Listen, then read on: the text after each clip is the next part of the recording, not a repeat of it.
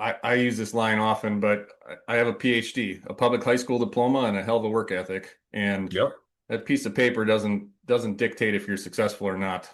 Nope. Yeah, just because somebody's in a role for a career doesn't mean they were any good at it. I mean, somebody could be terrible and have the degrees and the experience. So, how about that for a thought?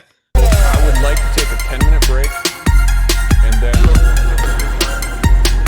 Three, two, one. How do you have the ability to analyze stocks?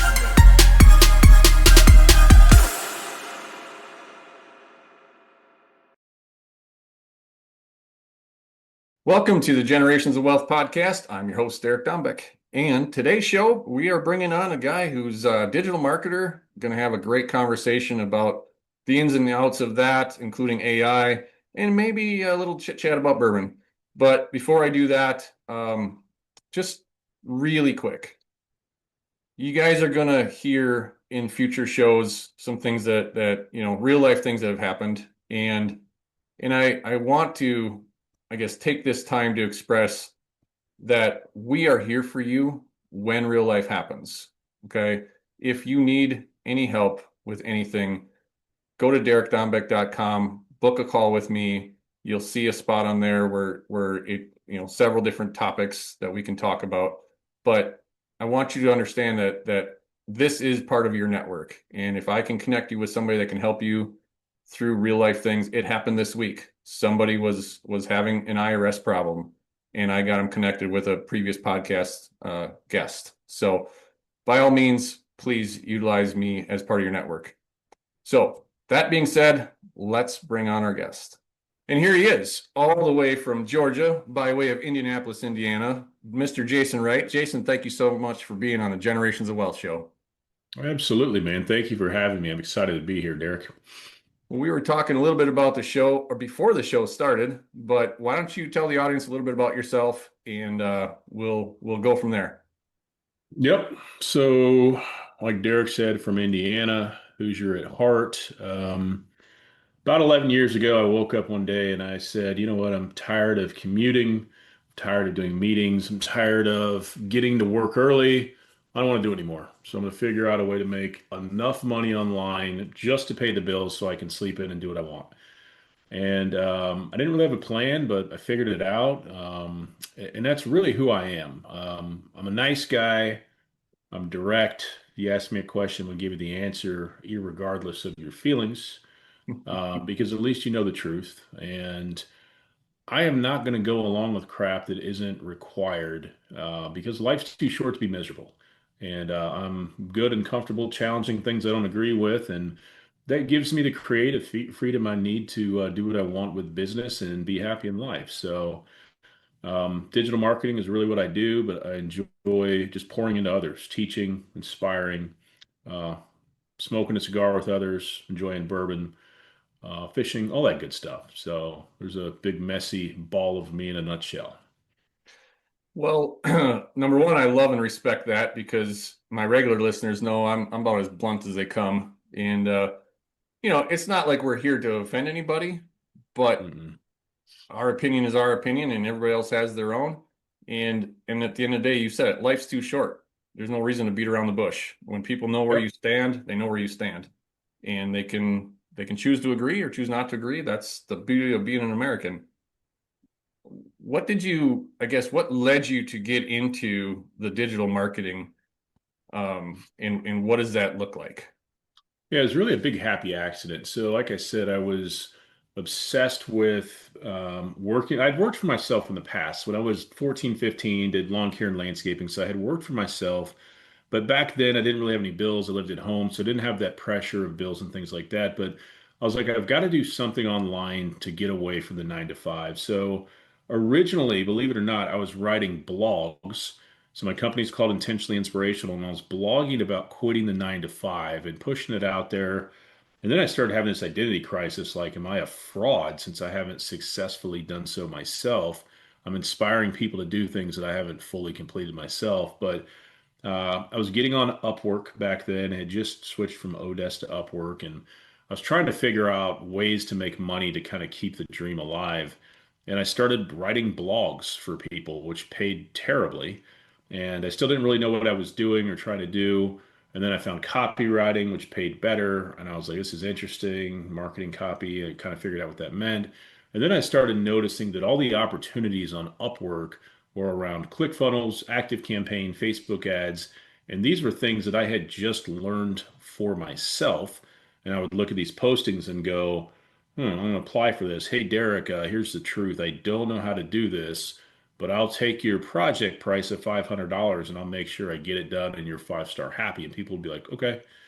And so I got on the job training and I learned all these marketing skills from Upwork. And Upwork was great. It actually eventually got to the size where it was a full-time business, but it was all marketing architecture. So my foundation is being able to build the thing, and I can build anything with marketing. The strategy came later after you work with enough successful people. You start to go, I'm starting to see some commonalities here with the strategy. So it was a big happy accident. It was never the plan. I'll even meet people to this day to go, you don't have a marketing degree. You're not qualified to talk to me. And I'm like, whatever. Like, if that's the way you roll, that's the way you roll. But yeah, that's how I got into it.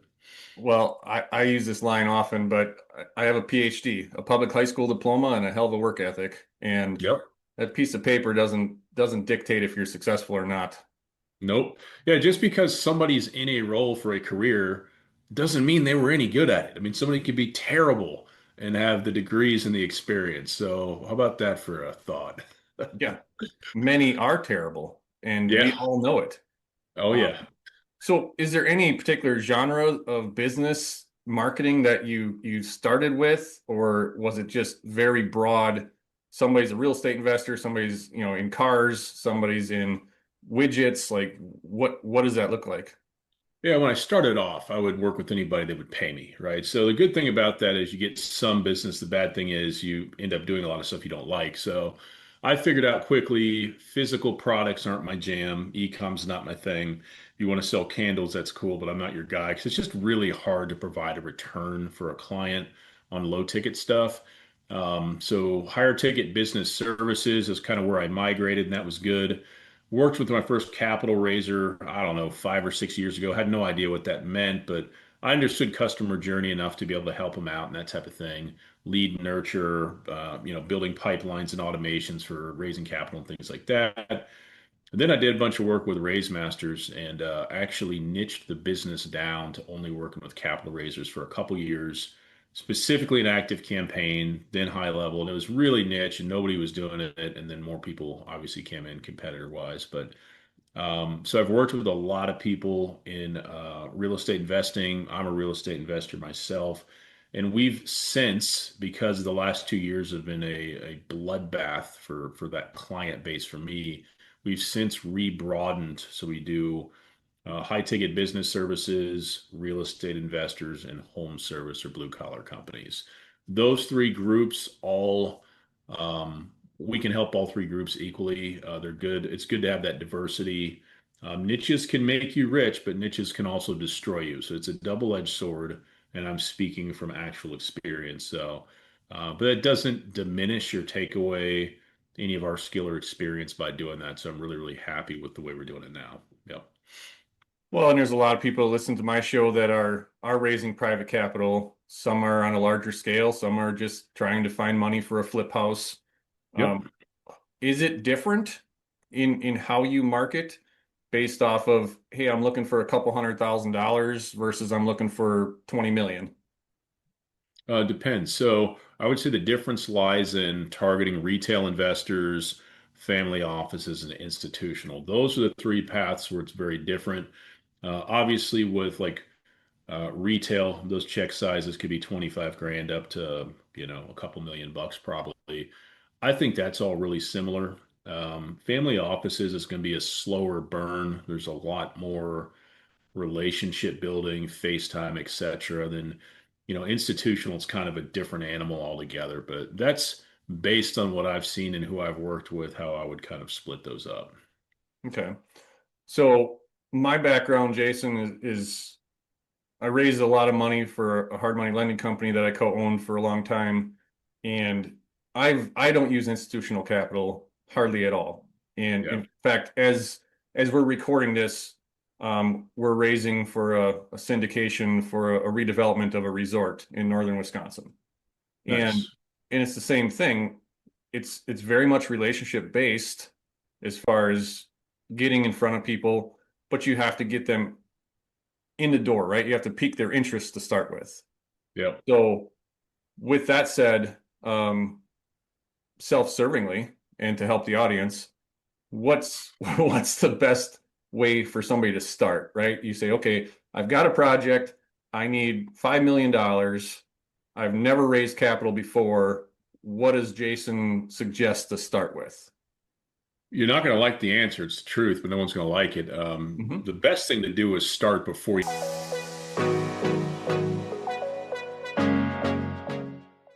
Well, enough people have been inquiring, and I'm going to make this super simple on all of you that are listening to the show.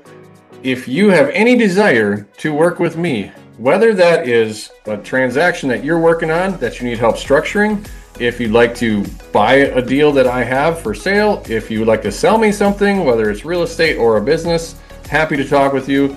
Or if you want to be a financial partner in one of our real estate transactions, simply go to derekdombeck.com.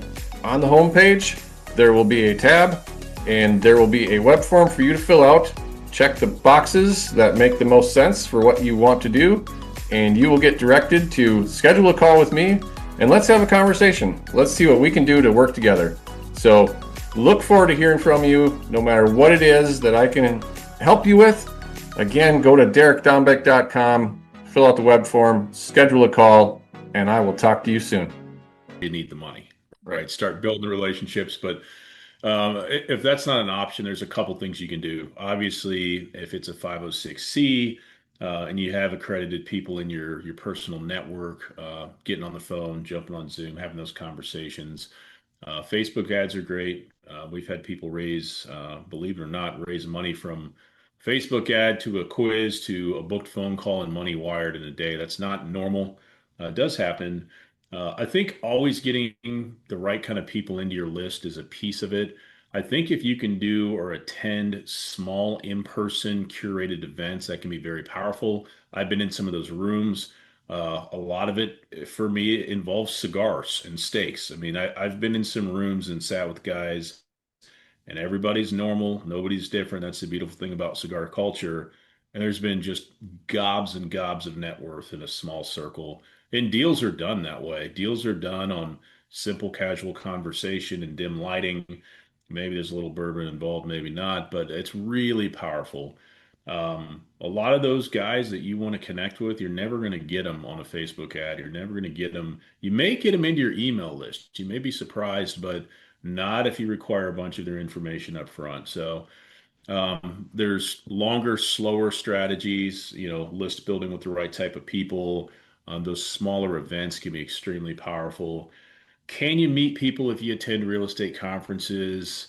Maybe. Some of the people you want to connect with are probably the speakers, and if they're big enough, they're in and out pretty quick. So, um, yeah, a combination of all those things. But here's a tip. Nobody really cares about your expected returns, right? They're investing in you. I lost $62,000 in my first multifamily deal, which is the only multifamily deal I've done. And it's not a good feeling. It's not a good feeling at all. So if I ever invest in that asset class again, I need to meet the person I'm investing with face to face. I'm going old school with it. Look them in the eyes and I'll know what I need to know right away. So there's my answer for you. And that's the exact answer that I would give anybody asking me the question. It's the handshaking and the having conversations that are not about what you need, right? You're Yep. trying to give somebody else an opportunity to invest, but it's very much about the operator, as you alluded to. Yeah. And I would never look at a Facebook ad and say, yep, that's where I want to put my money. I want to sit down with that person over coffee or a beer or bourbon or whatever it is and find out what are you going to do when, not if, when things go sideways? Because there's always something that's not going to go as planned. Yeah. And the main goal is I don't want to hear about everybody's successes. I want to hear about Yep. their failures. I want to hear about Yep. how did you handle the stress? did you bail on the project when it got tough, or did you dig in? Yeah. And I think another mistake that people make, I've seen it a million times, but they make it about them. This is how great I am. This is why Mhm. you should invest with me. Here's a wild idea. Why don't you share outcomes your investor might actually care about and let it be their journey and just simply be their guide? And that's taking a page out of Donald Miller's story brand. I can't take credit for that, but it's so damn true and powerful.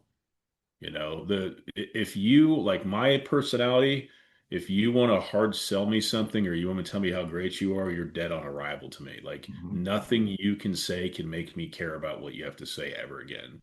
That's just the way I'm wired, right? So not everybody's that way, but just be a real human and let me know what's in it for me, and I might listen to you. So it's just some things to think about for sure. Yeah, absolutely. And obviously we're kind of getting more in the weeds on what to do once you already have that person to talk to. But if we Yeah, circle back to the digital marketing side of things, how do we at least drum up the interest to start that conversation? So you alluded to Facebook ads and some other things, but if you were going to build a funnel, yeah, and I guess let's talk a little bit about what that could cost somebody, right? So I'll use me as an example. We're looking to raise about $4 million for this project, and yes, I have my team in place, and I know what it cost me. But again, somebody coming in had no clue what could they expect. Because I will tell you, Jason, I have hired and fired more marketing companies in yeah, my 20, dang near 24 years of doing this, and yeah. everybody says the same shit. Well, it's going to take 4 to 6 months to really figure out if this is working or not. And Long time. it's a long time and it's a lot of money only to Yeah, find out it didn't work and you have to start over. yeah. Yeah, it's a good question. I mean, really, what I'm going to say is face to face is going to be your best money maker. If that's not possible, video. You've got to leverage video because people have got to know, like, and trust you before they're willing to have the conversation. So, how do you do video? Webinars. If you have a YouTube channel, YouTube's very powerful. I'm really big on growing ours now. And it takes a little bit of time, but once you get momentum, it's quite interesting. Um, because you got to think about it. If somebody watches 8 hours of your content, right? Video content. They're gonna know if they like you, if they trust you, if they're, the transition from that to jumping on a call is actually kind of exciting for them, Mhm. right? It's like I kind of know what to expect. I've seen this person enough and kind of know what they think. So there's a lot of capital raisers doing YouTube in a really kind of self-promoting way, and their channels are tiny. So, but yeah, I mean, the cost, it depends. So if somebody has nothing and they said, I want to raise money and I have nothing, like, what do I do? Like, the first thing I'm going to do is try to Facebook ads going to probably be a piece of it because the organic stuff is going to take time. Organic's powerful, but it does not happen fast. Um, See if there's any events on meet.com where they can plug in, they can start pushing them to some of that face-to-face stuff. Do they need a website? I don't know. Websites don't convert great. You think people want to see all the info, but if you actually look at a heat map and watch it, people are so impatient and so brief.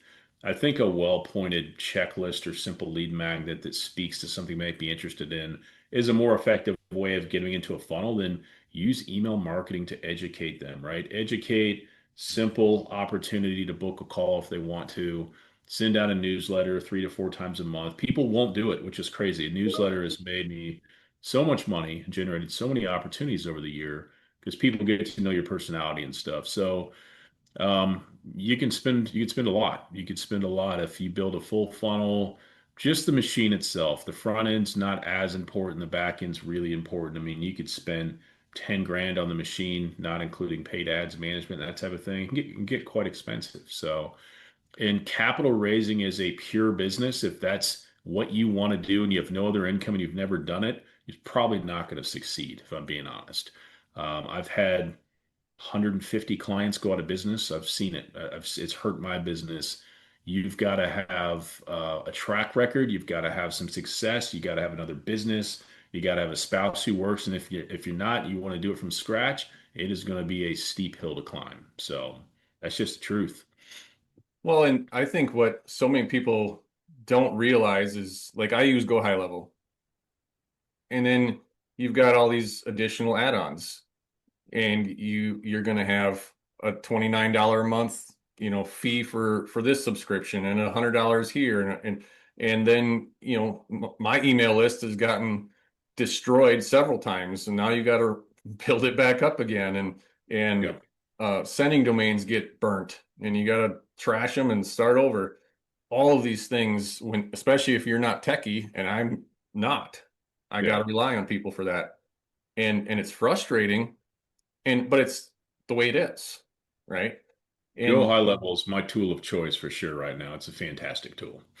it is, but you got to know it, and you got to know, like we're using AI, and we're going to pivot into AI a little bit here too. But we use AI through Go High Level for inbound calls, and Hmm.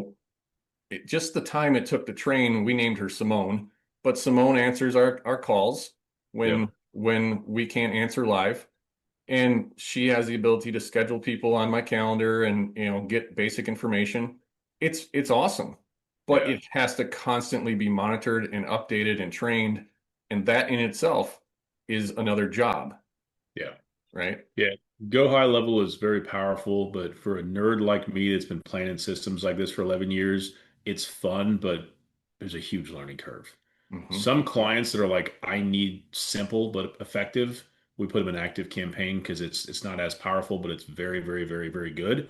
And some people just can't handle it. So yeah, I mean, everything's got a learning curve. AI is great. Is it going to replace your whole team? No. If you'd asked me 3 months ago, I would have said maybe, but I've seen enough to go, you're going to still want humans in the loop. Because I've had AI go off the rails on me a few times. I had to delete my entire list, and thank God I was able to come up with an automation and restore it pretty quickly. But you got to be careful, but it can really be an awesome thing if you leverage it correctly, for sure. Yeah. So what are some of your favorite AI tools that you trust at this point, and maybe what are some that you think is a little too early to trust them?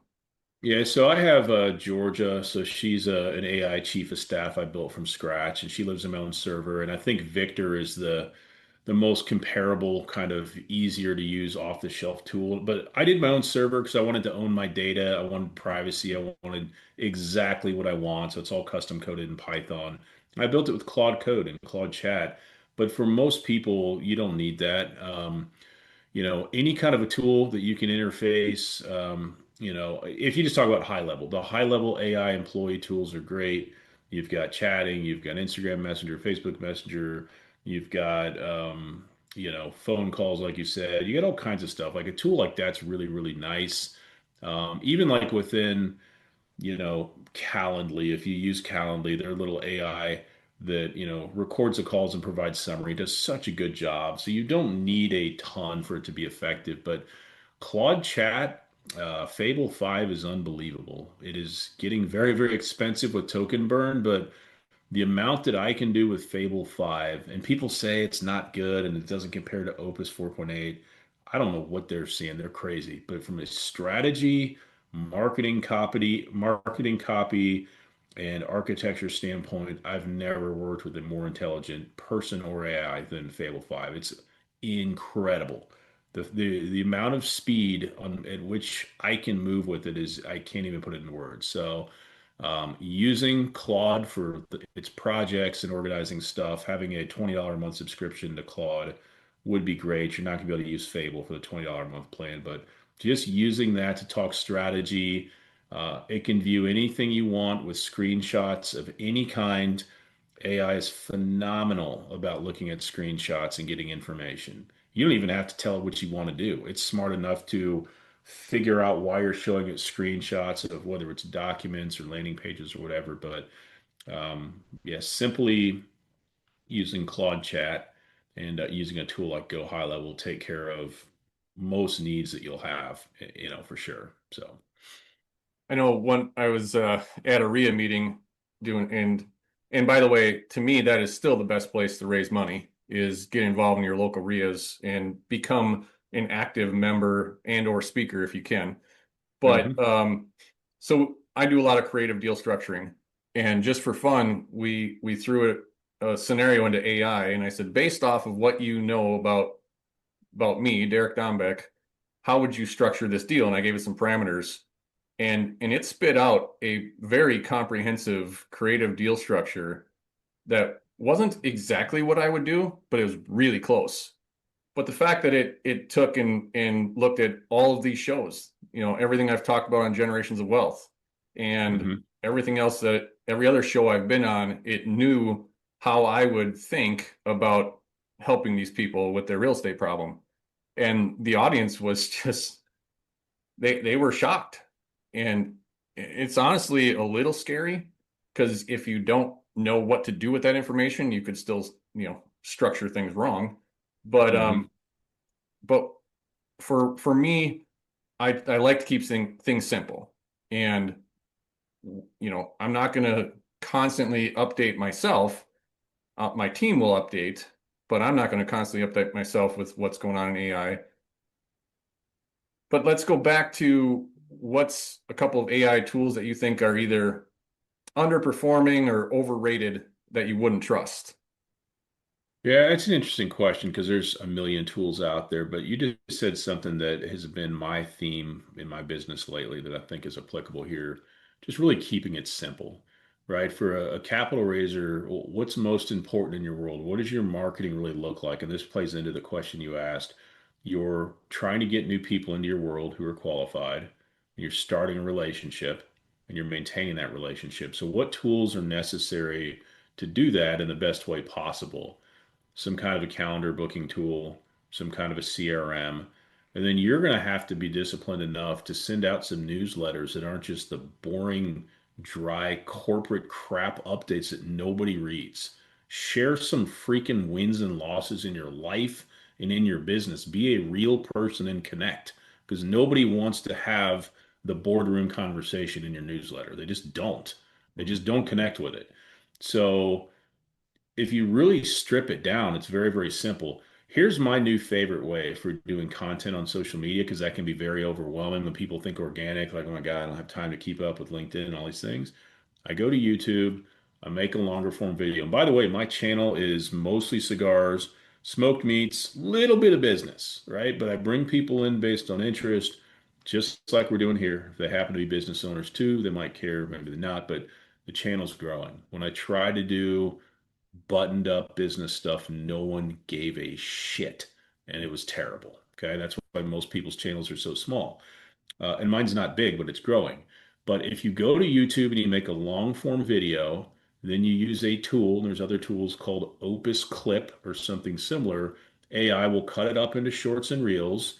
You can put it into your scheduling tool of choice. You can use the Go High Level tool or Buffer or Hootsuite, and you can push shorts and reels to YouTube Short, Instagram, Facebook, TikTok, and even LinkedIn. And that allows you to put out so much more content, video content, where people can actually figure out, do I even like this person? Do they seem like they know what they're talking about? And you can actually do less work on social media and get better engagement and growth than you've ever had before. So it's just keeping it simple. It's being smart. So Opus Clip, there's an AI tool I like. I like Buzzsprout's AI stuff built in for the podcast. So a lot of tools aren't standalone AI tools, but a lot of things that we use have AI built into them, and they do a good job. So the ones that I still love Canva. I love Loom. These are just simple tools that I use every day, and I'd be lost without them. So I think when you start solving problems in your business with AI that don't exist, you start to waste time and money. And it's easy to do, right? It's the Mhm. shiny object syndrome. Well, and I think we're going to throw a little disclaimer out there, since we are talking about raising capital. Do not, and we have a couple of shows about this, one in particular, which I can't necessarily dictate which one it was, but it was with SEC attorney Nick McGrew. Do not be out there advertising to raise capital and talking about rates of return or anything, because you're going to end up in handcuffs. You have to have the proper PPM in place, the proper filings in place. So when I think what Jason's saying, and I don't want to put words in his mouth, but when you're creating content, it's to build relationships. That's not Yeah. the part where you're actually raising the money. Mm-mm. Nope. Yeah. You're just building relationships and trust so people can say, yeah, this is here's a company or here's a guy that or a gal that I like what they have to say about stuff in general. They happen to raise money too, and maybe I'll do something with them someday. That's kind of how it works. It's really that simple. So, Definitely. And I think that is kind of the theme of this show is keeping it simple. yep, When you overanalyze and you'll just never put anything out there. yep. Because Yeah, I'm all about like this is literally the test I use because I am a massive action taker, and a lot of people say that, but they really aren't. I really am. So if I put something together and it's at least C minus quality, it's going out there because C minus and out there is way more valuable than A minus and on the shelf. It's just if you don't get it in the game, you have no idea if it's going to help you or not. It's not going to hurt you. I'm talking about marketing stuff. So let me give you an example. Today's Wednesday. Monday, I launched a new checklist that I put together with Claude Fable 5. And that version matters because you've never used anything else that's this smart. It's so dang good and so fast. But I said, here is starting with the end in mind, and you guys can do something similar. Here is ultimately my offer for you guys. I want accredited investors. I typically do multifamily, sometimes I do self-storage. 75,000 is the minimum. This is the offer that I have, right? And you reverse engineer lead magnets and tools that feed the right people kind of into that world. So we came up with a checklist, which I never liked checklists before. But Donald Miller from Story Brand's like, you've got to use a checklist. He's saying this in 2026. And I'm like, this guy can't be right. So I put together a checklist, email only. There is reCAPTCHA, so I don't get killed with bots. And then on the back end, after they submit it, then we run it through zero bounce. So if it's valid, then they get what they opted in for. So I don't create friction up front. I create it in the back, but they don't even know it. So it's good for me. And we put this thing out there. We put $15 a day of Facebook ads on it, and I get 7 leads in the first day. And I'm like, this is pretty crazy. We're just going to let this thing run forever. And it is applicable to where people generally start or where they're stuck before they get to, our high-end offer. It's like, let's get them in our world. Let's give them some value. We're not going to talk about that now. So then I was talking to Claude yesterday, and I said, okay, we got this out there. What's the next logical step for somebody that might go from the first checklist to something else, or somebody else that could come into this other point? So we came up with a second checklist that can operate in conjunction with the first or independently. Hooked up $15 of Facebook ads and go high level, clone the funnel, kick it up in an hour, and it's already gotten 3 or 4 leads today so far. It has its own budget, so I'm like, this is really, really interesting. So generating leads that are converting using AI on the strategy and the architecture piece, I'm doing things in a week that would have taken me 3 or 4 months on my own, trying to come up with the right angles and the copy that sounds like me, that doesn't do this and that. It's just the speed at which Jason can operate with Claude it's blistering. It's really scary, but it also makes it really easy. It'll give me an idea and I'll say, can you just give me a visual mock-up of what that might look like? And it'll create it. And I'll go into Canva and make it a little better, let my wife take a stab at it. And we're doing a little work, but Mhm. the thing that's the most mind blowing is the Facebook ad copy, the landing page copy, the stuff on the checklist.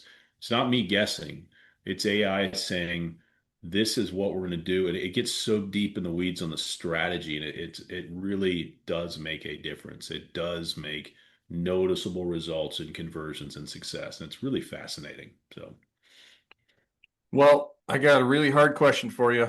sure. What is one question I should have asked you that I did not? And it can be about anything.